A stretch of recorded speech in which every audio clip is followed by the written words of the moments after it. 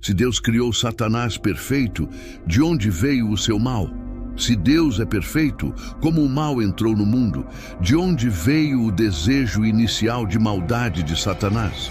Como todos os anjos, Deus criou inicialmente Satanás por meio do ministério de seu Filho Jesus Cristo, conforme confirmado em João 1, versículos 1 a 3. No começo, aquele que é a palavra já existia. Ele estava com Deus e era Deus. Desde o princípio, a palavra estava com Deus. Por meio da palavra, Deus fez todas as coisas, e nada do que existe foi feito sem ela. Todas as criaturas devem sua existência a Deus, e nada foi criado sem Ele. Importante destacar que todas as criações de Deus eram perfeitas, inclusive Lúcifer, que mais tarde se tornaria Satanás. Se é assim, como a imperfeição e o mal entraram no mundo? Como a humanidade e até mesmo alguns anjos se corromperam? Como Satanás se tornou maligno? Hoje vamos refletir sobre essas perguntas. A queda de Satanás da graça é verdadeiramente notável. Para entender isso, vamos ouvir como o profeta Isaías falou sobre a origem e a queda de Satanás. Como você caiu dos céus, ó estrela da manhã, filho da alvorada. Como foi atirado à terra, você que derrubava as nações, você que dizia no seu coração: subirei aos céus, erguerei o meu trono acima das estrelas de Deus, eu me assentarei no monte da Assembleia, no ponto mais elevado do Monte Santo, subirei mais alto que as mais altas nuvens, serei como o Altíssimo. Mas às profundezas do Sheol você será levado, irá ao fundo do abismo. Ezequiel pintou uma imagem ainda mais surpreendente do estado original, perfeito de Satanás e sua queda no abismo. Ele disse de Satanás: estavas no Éden, jardim de Deus, de toda pedra preciosa eras coberto. Sardônica, topázio, diamante, turquesa, ônix, jaspe, safira, carbúnculo, esmeralda e ouro. Em ti se faziam os teus tambores e os teus pífaros. No dia em que foste criado foram preparados. Tu eras querubim ungido para proteger, e te estabeleci. Permanecias no monte santo de Deus, no brilho das pedras andavas. Perfeito eras nos teus caminhos, desde o dia em que foste criado, até que se achou iniquidade em ti. Na multiplicação do teu comércio, encheram o teu interior de violência, e pecaste. Por isso te lancei profanado do monte de Deus, e te fiz perecer, ó querubim protetor, do meio das pedras afogueadas. Quando Satanás se rebelou contra Deus, não apenas trouxe a ira de Deus sobre si mesmo, mas também convenceu uma parte dos anjos a se juntarem a ele contra Deus. Algumas estimativas sugerem que cerca de 1/3 dos anjos seguiram Satanás em sua rebelião. Neste ponto, Satanás e seus anjos se tornaram verdadeiramente malignos e opostos em relação a Deus, ao seu plano divino e aos seres humanos que ele criou. A palavra perfeição captura as qualidades pessoais e morais excepcionais de Satanás em sua criação. Ele não era apenas cheio de sabedoria, mas também irradiava uma beleza deslumbrante. Possuía o selo da excelência, sendo perfeito em beleza e irrepreensível em seus caminhos desde o dia de sua criação. Tanto Isaías quanto Ezequiel testemunham que ele ocupava a posição mais elevada entre todos os seres criados no universo. Fica claro também que ele tinha um relacionamento especial e próximo com Deus. Ele residia na montanha sagrada de Deus, que simboliza o lugar da glória visível de Deus. No entanto, sem explicar explicitamente como ocorreu, o relato revela que a iniquidade foi encontrada nesse anjo supostamente perfeito. Como isso aconteceu? A melhor pista pode ser encontrada em Ezequiel 28:17, onde afirma: você ficou orgulhoso por causa da sua beleza, e a sua fama o fez perder o juízo.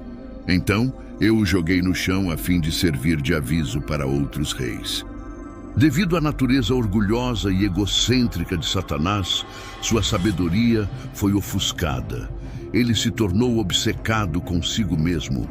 meditando sobre sua própria beleza em vez de focar na glória de Deus.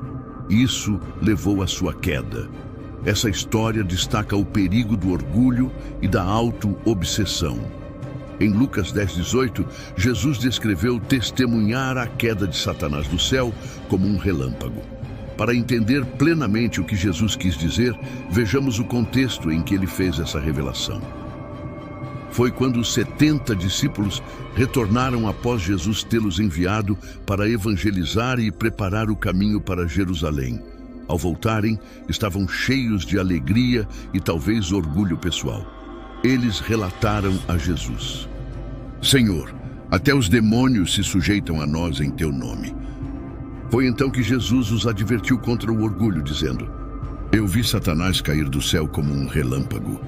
Jesus estava alertando contra o orgulho excessivo, indicando que o prazer com sua autoridade sobre os demônios não deveria levá-los a um orgulho excessivo.